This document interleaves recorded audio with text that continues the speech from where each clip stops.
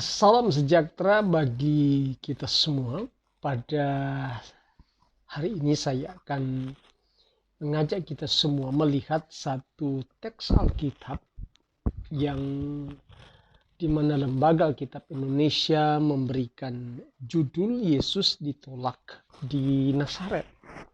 Nah, dalam Injil Markus pasal 6 ayat 1-6a dijelaskan di sana bahwa kemudian Yesus berangkat dari situ dan tiba di tempat asalnya, sedang murid-muridnya mengikuti dia. Pada hari Sabat ia mulai mengajar di rumah ibadat dan jemaat yang besar takjub ketika mendengar dia. Dan mereka berkata, dari mana diperolehnya semuanya itu? Hikmat apa pulakah yang diberikan kepadanya? Dan mujizat-mujizat yang demikian bagaimanakah dapat diadakan oleh tangannya? Bukankah ia ini tukang kayu, anak Maria, saudara Yakobus, Yoses, Yudas, dan Simon? Dan bukankah saudaranya yang perempuan ada bersama kita? Lalu mereka kecewa dan menolak dia. Maka Yesus berkata kepada mereka, seorang nabi dihormati di mana-mana, kecuali di tempat asalnya, sendiri di antara kaum keluarganya dan di rumahnya. Ia tidak dapat mengadakan satu mujizat pun di sana, kecuali menyembuhkan beberapa orang sakit dengan meletakkan tangannya atas mereka. Ia merasa heran atas ketidakpercayaan mereka. Nah, para pendengar yang saya sapa sebagai sahabat Kristus, kalau kita memahami teks ini, kita akan melihat kembali sebelum teks ini ada satu peristiwa yang dikisahkan dalam Injil Markus pasal yang kelima. Dan kisah ini adalah kisah seorang perempuan yang mengalami pendarahan. Nah, saya kira dari kisah ini dapat kita amati di ayat 34. Dikatakan begini. Maka katanya kepada perempuan itu, hai anakku, imanmu telah menyelamatkan engkau. Pergilah dengan selamat dan sembuhlah dari penyakit. Nah, mungkin sebuah pertanyaan yang diajukan kepada kita bahwa apa relasi antara ayat 34 itu dengan teks pasal 6 ayat 1-6a. Sebab di ayat 34 Yesus mengatakan kepada perempuan itu, hai anakku, imanmu telah menyelamatkan engkau. Dan menarik sekali bahwa memang wanita ini adalah wanita yang mengalami pendarahan dan dia itu terpisah dari sebuah komunitas. Kenapa? Karena perempuan ini adalah perempuan yang dalam kondisi najis. Kenapa? Karena mengalami pendarahan menurut hukum Taurat. Nah, wanita inilah yang membuat wanita terpisah dari keluarga, terpisah dari komunitasnya. Nah, di dalam pasal 6 ayat 1 sampai dengan ayat 6a dikisahkan juga sebuah peristiwa. Nah, menariknya adalah bahwa ketika Yesus berangkat dari situ dijelaskan pada ayat 1, maka tibalah Yesus di tempat asalnya, sedang murid-muridnya mengikuti dia. Jadi cukup waktu yang panjang ketika Yesus meninggalkan Nazaret dan dia mulai pergi ke daerah Yudea dan Galilea untuk menyampaikan kabar tentang kerajaan Allah. Lalu satu waktu Yesus ingin kembali ke rumah, kembali ke tempat di mana Yesus dibesarkan. Tadinya Yesus berangkat seorang diri, tetapi ketika dia kembali ke tempat asalnya di Nazaret, maka Yesus membawa keluarga baru bagi Yesus. Nah, Alkitab mencatat di dalam ayat yang kedua bahwa pada hari Sabat ia mulai mengajar di rumah ibadat. Dan Alkitab mengatakan bahwa jemaat yang besar takjub ketika mendengar dia dan berkata, dari mana diperolehnya semuanya itu. Nah, ketika mereka mendengar apa yang disampaikan oleh Yesus dalam pengajarannya di rumah ibadat, maka mereka menyimpulkan terlebih dahulu. Mereka mengatakan, dari mana diperolehnya semuanya itu. Ada dua hal yang menarik. Yang pertama, semuanya itu digambarkan dengan jelas di sini. Yang pertama, hikmat apa pulakah yang diberikan kepadanya. Itu yang pertama. Yang kedua, dan mujizat-mujizat yang demikian, bagaimanakah dapat diadakan oleh tangan? Yang pertama, mereka mulai menyentuh tentang sebuah peristiwa yang memang tidak bisa dilakukan oleh manusia tanpa Tuhan melakukannya.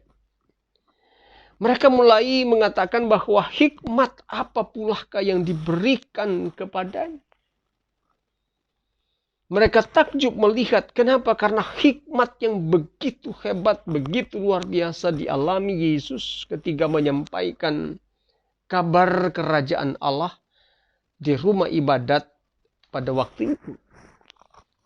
Dan kalau kita lihat di sini yang kedua, bahwa mujizat-mujizat yang demikian bagaimana ya dapat diadakan oleh tangan. Nah, sedangkan di dalam ayat pasal yang ke-5 dikatakan bahwa ia tidak dapat mengadakan satu mujizat pun di sana, kecuali menyembuhkan beberapa orang sakit dengan meletakkan tangannya atas mereka. Artinya mereka sudah menarik sebuah kesimpulan apa yang dilakukan Yesus setelah Yesus datang ke Nazaret, kembali ke tempat asalnya dengan membawa keluarga baru bagi Yesus. Baginya adalah murid-murid yang juga menjadi keluarga Yesus pada waktu itu. Nah, kalau kita perhatikan di sini bahwa mereka mulai kagum, mereka mulai terpukau dengan apa yang Yesus lakukan. Lalu ketika mereka terpukau, mereka menjawab sendiri, ya, pertanyaan-pertanyaan yang mereka ajukan di ayat yang kedua tadi. Lalu mereka mulai menjawab, bukankah ia ini tukang kayu? Anak Maria, saudara Yakobus, Yoses, Yudas, dan Simon. Dan bukankah saudara-saudaranya yang perempuan ada bersama kita? Lalu mereka kecewa dan menolak dia. Nah, satu perasaan yang begitu menusuk ya bagi orang banyak, bahkan orang-orang yang tahu persis siapakah Yesus di Nazaret. Mereka paham bagaimana kehidupan Yesus pada waktu itu. Lalu mereka menyimpulkan bahwa dari mana dia mendapatkan semuanya itu. Yang pertama hikmat dan yang kedua adalah mujizat. Lalu mereka mulai mengatakan bahwa bukankah ia ini tukang kayu, anak Maria, saudara Yakobus, Yoses, Yudas, dan Simon. Dan bukankah saudara-saudaranya yang perempuan ada bersama kita? Lalu mereka mengambil kesepakatan di dalam diri mereka. Mereka tidak mengimani Yesus sebagai Tuhan di tengah-tengah kampung halaman mereka. Kalau kita bandingkan dengan pasal 5 tadi, seorang perempuan yang telah disingkirkan di dalam sebuah komunitas. Tetapi Yesus mengatakan kepada perempuan itu, "Hai anakku, imanmu telah menyelamatkan engkau." Artinya relasi, hubungan yang akrab itu terjadi dengan Yesus. Yesus memulihkan kembali perempuan ini yang telah dipinggirkan, yang telah disisihkan oleh karena penyakit pendarahan yang membuat wanita ini najis. Yesus memiliki pikiran untuk datang ke Nazaret, menyatakan kabar baik kepada mereka. Selama ini yang mereka lihat, yang mereka pahami, bahwa Yesus ini anak tukang kayu, anak Maria, saudara Yakobus, Yoses, Yudas, dan Simon, bahkan perempuan-perempuan saudaranya bersama-sama dengan mereka.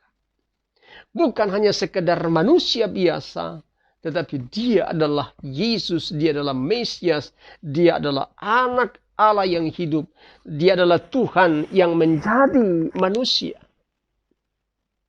Mereka tidak mengimani Yesus yang akan menyelamatkan mereka. Tetapi yang kita lihat di sini bahwa mereka kecewa dan menolak dia. Nah, kata kecewa dan menolak memakai kata skandalizonto. Dari akar kata skandal. Jadi mereka menciptakan sebuah batu sandungan bagi mereka untuk tidak menemukan Yesus yang sesungguhnya, bahwa Yesus bukan sekedar manusia biasa, tetapi Yesus adalah Tuhan Allah yang menjadi manusia. Mereka membenturkan diri mereka kepada pemahaman mereka. Mereka tidak melihat Tuhan, tidak mengimani bahwa Yesus adalah Tuhan bagi kehidupan mereka. Sehingga mereka terantuk dan mereka tidak menemukan Yesus yang sesungguhnya. Maka Yesus mengatakan kepada mereka, seorang nabi dihormati di mana-mana, kecuali di tempat asalnya sendiri. Di antara kaum keluarganya dan di rumahnya. Nah, inilah fakta. Fakta yang terjadi, bahwa apa yang kita lihat, kadang-kadang kita juga mengalami hal yang sama. Satu waktu kita akan kembali ke kampung, kita memberitakan tentang kabar baik, dan beberapa waktu kita ada di sana, kita mungkin disanjung, dihargai, dihormati. Lama-kelamaan sudah tidak lagi seperti itu. Ya, maka Yesus mengatakan di sini jelas bahwa seorang nabi dihormati di mana-mana, kecuali di tempat asalnya sendiri. Yang kedua di antara kaum keluarganya, dan yang ketiga di rumahnya. Itulah yang terjadi, fakta kehidupan. Jadi orang-orang tidak menghormati, tidak menghargai Yesus, tapi Yesus dihargai di mana-mana.